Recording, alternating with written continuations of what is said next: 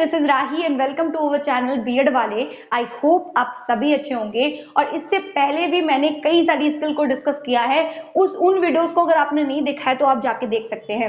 आज हम डिस्कस करेंगे हिंदी की पेडागोजी में प्रस्तावना कौशल यानी इंट्रोडक्टरी जो स्किल है वो कैसे आती है। देखिए, जो आपका सूक्ष्म शिक्षण का कार्य करवाया जाता है, सूक्ष्म शिक्षण का मतलब होता है माइक्रो टीचिंग। अब माइक्रो टीचिंग करवाने से पहले आपको जो स्किल है उनको अलग से करवाया जाता है। जैसे माइक्रो टीचिंग तो करवाई जाएगी, माइक्रो टीचिंग में आप सारे स्किल को एक साथ यूज करते हैं छोटी क्लासेस में, लेकिन जो स्किल आप यूज कर रहे हैं उनको भी आपको अलग अलग सिखाया जाता है। तो हम लोगों ने देखा था व्याख्यान कौशल को, आज हम देखेंगे इंट्रोडक्टरी स्किल क्या होती है यानी प्रस्तावना कौशल क्या होता है। देखिए, आपके जो सर हैं या मैम हैं वो अलग से जब आपको स्किल को सिखाएंगे तो आपको बार बार वही इंट्रोडक्टरी क्वेश्चन बनाने होंगे और वहां जाके आपको कैसे परफॉर्म करना है, आपको क्लासरूम में जाके क्या बोलना है। सबसे पहले और सबसे इंपॉर्टेंट चीज आपकी इंट्रोडक्टरी स्किल ही होती है यानी प्रस्तावना कौशल होता है। जितने अच्छे इंट्रोडक्टरी आपके क्वेश्चन होंगे, जितना ज्यादा स्किल आपकी अच्छी होगी, प्रस्तावना कौशल आपका अच्छा होगा, समझ लीजिए आपका शिक्षण और अधिगम का जो प्रोसेस है वो उतना ही अच्छा चलेगा। तो सबसे पहले हम बात करते हैं प्रस्तावना कौशल क्या है। देखिए, शिक्षण के शुरुआत में जब आप क्लासरूम में जाते हैं तब आप किसी विषय वस्तु को या चैप्टर को पढ़ाने से पहले आप बच्चे का पूर्व ज्ञान चेक करते हैं, है ना। आप बच्चे का पूर्व ज्ञान चेक करेंगे कि उसको कितना आता है, कैसे आता है। तो वो जब आप क्या करेंगे, आप ग्रीट करेंगे। सबसे पहले आप क्लासरूम में कैसे जा रहे हैं, बच्चों से डायरेक्ट जाते जाते क्लासरूम में चलो बच्चे शुरू करो, ऐसे तो नहीं करना है। तो वो चीज भी आपको यहाँ पे देखनी पड़ेगी। और इंट्रोडक्टरी जो हमारी स्किल है उसमें ये चीज भी इंक्लूड होती है कि जब आप क्लासरूम में जाएंगे तो सबसे पहले बच्चों से हेलो करेंगे, गुड मॉर्निंग करेंगे, है ना। तो ये सारी चीजें हैं। उसके बाद क्या होगा, आप ब्लैक बोर्ड पे क्या करेंगे, एंट्रीज करेंगे। जब आप ब्लैक बोर्ड पे जाएंगे तो एंट्रीज में भी आपको क्या करना होता है, दिनांक फिल करना होता है, मतलब जो डेट होगी, आपको वर्ग फिल करना होगा, जो सेक्शन होगा, जो कक्षा होगी वो फिल करना होगा, जो कालांश यानी पीरियड चल रहा होगा वो आपको क्या करना होगा, सारी चीजें आपको फिल करनी पड़ेंगी इंट्रोडक्टरी स्किल में। यानी आपको कुल मिला के एक ट्रेंड टीचर बनाने की कोशिश की जा रही है। और आपको जब ये वाली स्किल आ जाएगी तो आप अपना जो शिक्षण अधिगम का जो प्रोसेस है, जो टीचिंग लर्निंग की जो भी हमारी प्रक्रिया है वो अच्छे से कर पाएंगे। तो कुल मिला के हमारा जो इंट्रोडक्टरी स्किल है हमारी, उसमें हम क्या करेंगे, सबसे पहले बच्चों को ग्रीड करेंगे। मतलब आप क्लासरूम के अंदर गए तो आप डायरेक्ट जाके पढ़ाने नहीं लगेंगे, आपको बच्चों से सबसे पहले थोड़ा सा इंटरेक्शन बनाना है, क्रिएट करना है, फ्रेंडली माहौल बनाना है वहां का।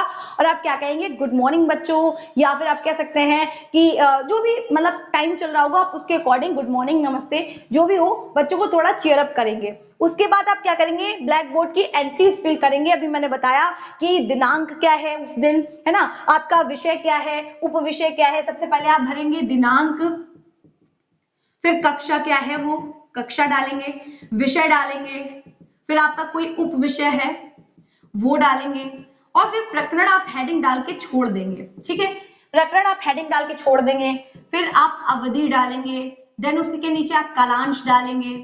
तो ये क्या है, आप ब्लैक बोर्ड पे फिल करेंगे कि डेट क्या है, उस समय कक्षा कौन सी है, क्लास 6 है, 7th 8th 9th 10th, जिस क्लास को आप पढ़ा रहे हैं। आपका विषय है, जैसे हिंदी विषय है तो हिंदी विषय में आपका उप विषय क्या है, गद्य पढ़ा रहे हैं, पद्य पढ़ा रहे हैं, या आप कोई नाटक पढ़ा रहे हैं, मतलब क्या पढ़ा रहे हैं, व्याकरण पढ़ा रहे हैं, तो आप इसके अंदर लिखेंगे। अवधि कितने मिनट का आप पढ़ा रहे हैं, तो आपका जो स्किल है वो तो एक 6 मिनट का होगा, तो आप तब तक 6 मिनट फिल कर लेंगे। टोटल होता है तो उसमें हम 35 डालते हैं। कालांश का मतलब कौन सा पीरियड में आप पढ़ाने गए हैं तो वो फिल करेंगे। तो ये सारी चीजें आप ब्लैक बोर्ड पे फिल कर देंगे। प्रकरण वैसे ही छोड़ देंगे, और प्रकरण आप तब डालेंगे जब आप इंट्रोडक्टरी क्वेश्चन जो बना के लेके गए होंगे उसके अकॉर्डिंग आप बच्चों से क्वेश्चन पुट करेंगे, और क्या होगा, प्रकरण निकलवा लेंगे। उद्देश्य कथन करने के बाद में क्या करेंगे, आप अपना प्रकरण ब्लैक बोर्ड पे लिखेंगे। कुल मिलाके जो हमारे इंट्रोडक्टरी स्किल होती है या प्रस्तावना कौशल होता है वो हमारे टॉपिक को शुरुआत करने के लिए, टॉपिक को निकालने के लिए जो बच्चों का पूर्व ज्ञान होता है उससे जोड़ा जाता है। ठीक है, बच्चों के पूर्व ज्ञान को नए ज्ञान से जोड़ता है जो प्रस्तावना कौशल है, और विषय वस्तु या पाठ्य वस्तु तक लेके आता है, ये जो स्किल है। आई होप आप लोगों को इतना समझ आया। उद्देश्यों की बात करें कि क्या उद्देश्य होते हैं प्रस्तावना कौशल के, तो सबसे पहला होता है कि बच्चों को ये बताना कि आज हमें क्या पढ़ना है ना। बच्चों को ये हम बताएंगे कि हमें क्या पढ़ना है, और जब बच्चों को ये पता चल जाता है इंट्रोडक्टरी क्वेश्चन के माध्यम से, जब बच्चे को ये पता चल जाता है, और ये जो क्वेश्चंस होते हैं वो बनाने थोड़े से टफ होते हैं, क्योंकि जो टॉपिक होते हैं हर टॉपिक से इंट्रोडक्टरी क्वेश्चन निकालें, लेकिन जब आप बहुत बार प्रैक्टिस करते हैं, बहुत सारे आपसे लेसन प्लान्स बनवाए जाते हैं। मैंने जब किया था तो मुझसे भी लगभग 60 बनवाए गए थे, 60। तो जब आप 60 बनाएंगे और बार बार रिवाइज करेंगे, बार बार आप इंट्रोडक्टरी क्वेश्चन बनाते जाएंगे, तो वो आपकी आदत में आ जाएगा कि आपको कैसे बनाना है किसी भी टॉपिक को लेके। तो जब आप एक्चुअल में एजुकेटर बन जाएंगे या कहीं गवर्नमेंट या कहीं पे भी प्राइवेट जॉब करेंगे, तो वहां पे भी आपको इस तरीके से ही बच्चों को क्या करना है, इंट्रोड्यूस करना है उनके टॉपिक से, या जो भी कंटेंट आप उन्हें पढ़ाने वाले हैं। तो कुल मिला के हमें ये बताना है कि बच्चों को कि हम क्या पढ़ने वाले हैं। अगर बच्चों को पता चल जाता है तो उनके अंदर थोड़ी सी क्यूरियोसिटी आ जाती है। तो मेन मोटिव क्या है, बच्चों में जिज्ञासा को जगाना और उन्हें मोटिवेट करना, है ना। उसके बाद हम बात करें तो कुल मिला के हम क्या कर रहे हैं, बच्चों के पूर्व ज्ञान से नए ज्ञान को जोड़ रहे हैं। तो हम जो नया ज्ञान देने वाले हैं, हम पहले ये तो देख ले कि बच्चे उससे रिलेटेड समझने के लिए तैयार भी हैं। अगर हम उनको ट्रेन के बारे में पढ़ाना चाह रहे हैं तो उससे रिलेटेड उन्हें पहले से कुछ जानकारी है क्या, उन्होंने कहीं देखी है ना, या वो इधर से उधर गए हुए हैं। तो कुल मिला के हमें क्या करना है, उसमें पूर्व ज्ञान उन लोगों का लेना है, फिर हमें क्या करना है, नए ज्ञान से उन्हें जोड़ लेना है। ये हमारी क्या है, प्रस्तावना कौशल के उद्देश्य हैं। तीसरा अगर हम देखें तो कुल मिला के हमें क्या करना है, ये जो हमारी प्रस्तावना कौशल है, हमें उसके द्वारा क्या करना है, बच्चे को मेंटली रेडी करना है। क्योंकि बच्चा बैठ तो सकता है बट पढ़ने के लिए रेडी तभी हो सकता है जब वो खुद से पढ़ना चाहे, और खुद से वो तब पढ़ पाएगा जब वो उसे जानी पहचानी लगेंगी चीजें। जब आप नया ज्ञान देने की कोशिश कर रहे हैं, आप जाते ही जाते व्याख्यान कौशल के द्वारा सिर्फ आप कह रहे हैं और बच्चों से आपने कोई भी इंटरेक्शन नहीं किया, या बच्चों के कोई पॉइंट ऑफ व्यू नहीं लिए, या कुछ भी नहीं पूछा आपने, आप डायरेक्ट जाके कहने लगे या फिर बातचीत करने लगे, आपने कोई सवाल जवाब नहीं किए, तो बच्चे कभी इंटरेस्ट नहीं लेंगे। और खासकर जो हमारे माध्यमिक और प्राथमिक स्तर के जो बच्चे होते हैं वो कभी आपकी बातें नहीं सुनेंगे। तो कुल मिलाकर हमें पहले पूर्व ज्ञान को देखना है, उसके बाद में नवीन ज्ञान से उन्हें जोड़ना है।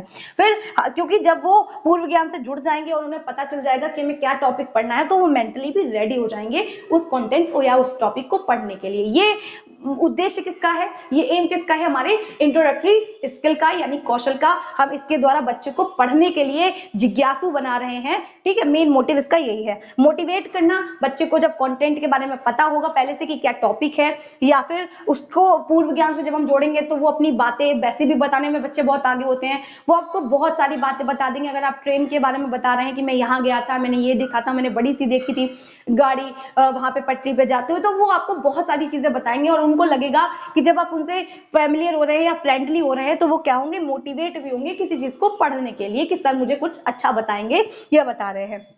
उसके बाद आप क्या करेंगे, जब आप उनको बता देंगे उसके बाद आप उद्देश्य खत्म करेंगे। देखिए मेन जो आपका मोटिव है वो है आपके इंट्रोडक्टरी क्वेश्चन कि आप कितने अच्छे बनाते हैं, और जितने अच्छे आपने प्रश्नों को बना दिया, समझ लीजिए आपका टॉपिक है, आपका जो हम कह सकते हैं कि आपका जो प्लान होता है उसमें सबसे पहले अगर एग्जामिनर देखेगा या आपका टीचर देखेगा तो सबसे पहले वो ये देखता है कि आपने इंट्रोडक्टरी क्वेश्चन कैसे बनाए हैं, यानी मतलब सीक्वेंस में निकल रहा है कि नहीं निकल रहा है। इनका सीक्वेंस बनाना आपको बहुत ज्यादा मुश्किल हो सकता है, लेकिन मैंने कहा practice makes a man perfect और अ वुमन परफेक्ट। तो कुल मिलाके क्या है, आपको परफेक्शन आ जाएगा, लेकिन आपको बहुत मेहनत करनी पड़ेगी, जद्दोजहद करनी पड़ेगी, तब जाके ये स्किल आपको आ पाती है, ठीक है। तो इसमें क्या है, सबसे इंपॉर्टेंट होता है सीक्वेंस बनाना प्रस्तावना कौशल में, और क्या करना, उद्देश्य कथन कहने का जो तरीका है वो लोगों का बहुत गलत होता है। अब हम बात करें, अगर चलिए इसी पे बात कर लेते हैं, तो इसके बाद आप क्लासरूम में आए, आपने बच्चों को ग्रीट किया, उसके बाद आपने बच्चों को मोटिवेट किया, फिर देन आपने क्या किया, थोड़ी सी बातचीत की, उसके बाद में आपने फटाफट से अपनी ब्लैक बोर्ड की जो आपकी हेडिंग्स थी उसको फिल किया, दिनांक किया, जो भी है। उसके बाद आपने जो आपका लेसन प्लान आप बना के लेके गए थे चाहे आप अगर अलग से भी एक स्किल आप बता रहे हैं आप क्लासरूम में, बीएड में ही, बीएड के क्लासरूम में अगर आप बता रहे हैं, तब भी आप ऐसे ही करेंगे कि क्लासरूम में जाएंगे, ग्रीट करेंगे जो आपके साथी या सहपाठी बैठे होंगे, उसके बाद आप फिल करेंगे ब्लैक बोर्ड की जो भी डिटेल है उसको फिल करेंगे, देन ये वाले क्वेश्चन करना शुरू करेंगे। और आपने जैसे हमने बच्चों से पूछा, तरीका आप देख सकते हैं, तो कहाँ कहाँ बच्चों आप घूमने गए हैं, बच्चों से ऐसे फैमिली पूछ लीजिए कि चलो पढ़ाई तो बहुत हो गई, बताओ बच्चों कहाँ कहाँ कौन कौन घूमने गया है, तो बच्चे बताएंगे नानी के घर, मौसी के घर, बरेली, मतलब अकॉर्डिंग टू सिचुएशन। तो वहां पे क्या होगा, फिर आप वहीं से क्वेश्चन उठाएंगे और कहेंगे नानी के घर, मौसी के घर आप किन किन साधनों से जाते हैं, तो बच्चे कहेंगे बस, ट्रेन, साइकिल, मोटरसाइकिल, ईटीसी, कई सारे सिचुएशन के अकॉर्डिंग वो जवाब देंगे। तो आप कहेंगे बस, ट्रेन आदि जो साधन है वो उन्हें हम क्या कहते हैं, तो क्या कहेंगे बच्चे, यातायात के साधन कहते हैं। तो आप वहीं से उठा लेंगे क्वेश्चन की यातायात के साधन से आप क्या समझते हैं, तो बच्चे मौन हो जाएंगे। हो सकता है कि कुछ बच्चे आंसर देना चाहें या कुछ बच्चों को आंसर पता हो, तो आप उन बच्चों को बैठा लेंगे नहीं, आप उन बच्चों से कहेंगे कि बताइए बेटा, उनसे थोड़ा व्यू लेंगे, और उन बच्चों को पूरा नहीं आता होगा, ठीक है, जिस स्टैंडर्ड का आप बना रहे होंगे उन बच्चों को पूरा डिटेल में नहीं पता होगा, तो आप क्या कहेंगे, उद्देश्य कथन आपको आई कांटेक्ट बना के रखने के साथ में कहना है, क्योंकि कुछ लोग टर्न करने के बाद में बोलते हैं कि ये बच्चों आज हम यातायात के, नहीं बिल्कुल नहीं। आपको बच्चों बिल्कुल जब आपका ये जो आपका निकल आएगा इंट्रोडक्टरी, जो आपका जो आपका समस्यात्मक जो आपका प्रश्न निकल के आना है, जब वो आ जाएगा और बच्चे मौन हो जाएंगे, बच्चे नहीं बता पाएंगे, तब आपको पूरा सामने फेस करते हुए कहना है कि बच्चों आज हम यातायात के साधनों का अध्ययन करेंगे। जब आप पूरा सेंटेंस बोल देंगे तब आप टर्न करेंगे और आपने जो ये प्रकरण का कॉलम छोड़ा था उसमें आप क्या करेंगे, फिल करेंगे, और फिर क्या करेंगे, आप आराम से अपना जो कंटेंट है, जो विषय वस्तु है, वो क्या करना है, आपको कहना है या बताना है बच्चों को, ठीक। तो कुल मिला के जो हमारी प्रस्तावना है वो बच्चों को पूर्व ज्ञान से जोड़ना है, उन्हें मोटिवेट करना है, और ये जो प्रस्तावना कौशल है ये 6 मिनट में पूरा होता है। सबसे पहले इसमें ग्रीड किया जाता है और उसमें आपको श्याम पट की जो भी डिटेल है उसको फिल करना होता है, और अगर आपको लेसन प्लानिंग करनी होती है प्रस्तावना कौशल की तो कुछ घटक होते हैं जिनको आपको ध्यान में रखना होता है। तो चलिए देखते हैं।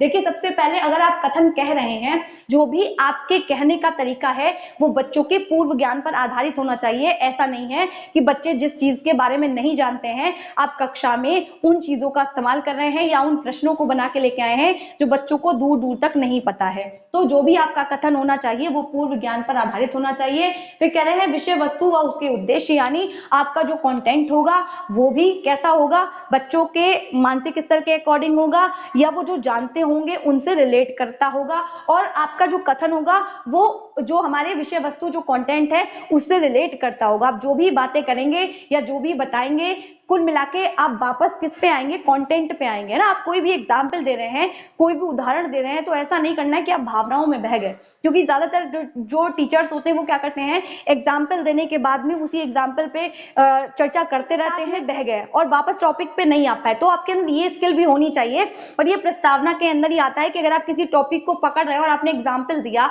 और अगर आप बहुत ज्यादा लंबे चले गए हैं या आपको लग रहा है तो उसमें से भी आप एक एग्जाम्पल ढूंढेंगे और अपने कंटेंट पे वापस ले आएंगे बच्चों को।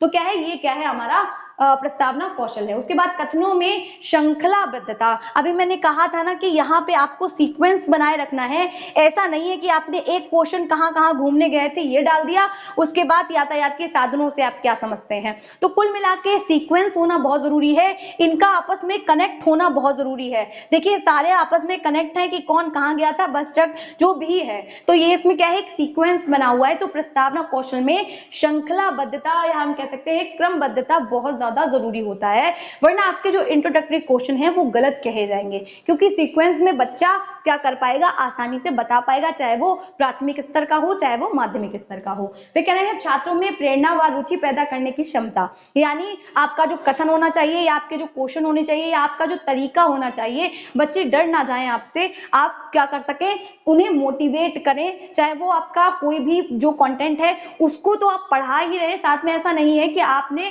कुछ जो अनौपचारिक, जो इनफॉर्मल जो आपके तरीके हैं उनको भी यूज करेंगे। आप सिर्फ फॉर्मल तरीके से ही नहीं पढ़ाते रहेंगे, आपको ऐसे उदाहरण भी उसमें समाहित करना है जो बच्चों ने सुने हो, और अपनी भाषा पे भी आपकी पकड़ होनी चाहिए। क्या करना है आपको बीच बीच में, देखिए बच्चों की भाषा के अकॉर्डिंग अगर आप शब्द यूज नहीं करेंगे, आप बड़े बड़े भारी भरकम शब्द यूज कर लेंगे तो बच्चा कभी नहीं सीखना चाहेगा। तो आप ऐसे शब्दों का, ऐसे प्रश्नों का, ऐसे एग्जाम्पल का यूज करेंगे जिससे कि बच्चों में प्रेरणा की भावना आए और उनमें जिज्ञासा पैदा हो। फिर कहना है उचित सामग्री का प्रयोग, आप पढ़ा रहे हैं कुतुब मीनार को, दिखा आप ताजमहल रहे हैं, तो ये तो गलत हो जाएगा। तो क्या करना है, ये प्रस्तावना कौशल में ही होता है कि आप उचित सामग्री का इस्तेमाल करें, यानी आप जिस टॉपिक को, जिस कंटेंट को पढ़ा रहे हैं उससे रिलेटेड ही आपके पास टीएलएम उपलब्ध होना चाहिए। उद्देश्य कथन उचित रूप से कहा जाना चाहिए, यानी अभी मैं बता ही रही थी कि कुछ लोग अपना समस्यात्मक जो उनका जो प्रश्न होता है उसको निकालने के बाद डायरेक्ट टर्न हो जाते हैं। तो टर्न मतलब नहीं होना है, हमारा जब समस्यात्मक प्रश्न निकलेगा तो हमें क्या करना है, समस्यात्मक प्रश्न निकलने के बाद में हमें पूरा आई कांटेक्ट के साथ में क्या करना है, बोलना है, जिससे कि बच्चों तक पता चल पाए, बच्चे को ये पहुंचाना है कि आज हम कौन सा टॉपिक पढ़ रहे हैं। तो जब हमारा समस्यात्मक प्रश्न निकल आएगा और जब हम उद्देश्य कथन कर देंगे कि बच्चों आज हम यातायात के साधनों का अध्ययन करेंगे, उसके बाद जब आप मुड़ के प्रकरण डालेंगे तो बच्चे को समझ आ चुका होगा कि क्या है, आज हम यातायात के साधनों का अध्ययन करेंगे, तो ये चीज बच्चों को समझ आ चुकी होगी। आई होप आप लोगों को इतनी चीजें समझ आई होंगी। तो ये छोटा सा एक टॉपिक था जिसको बताना जरूरी था, और क्योंकि सूक्ष्म शिक्षण जो हमारे शिक्षण शास्त्र हैं वो आपको पढ़ाए इसलिए जा रहे हैं जिससे कि आपको जो स्किल हैं, जो हमारे मेथड है, जो हमारी टेक्निक है, जो भी विधियां प्रविधियां हैं, उनसे आपको इंट्रोड्यूस करवाया जा सके। और अगर आप लोगों को टॉपिक समझ आया है तो वीडियो को लाइक और चैनल को सब्सक्राइब जरूर कीजिएगा। और अगर आपको लगता है कि इससे ज्यादा आपको लिखा हुआ चाहिए तो भी आप कमेंट सेक्शन में जरूर बताइएगा।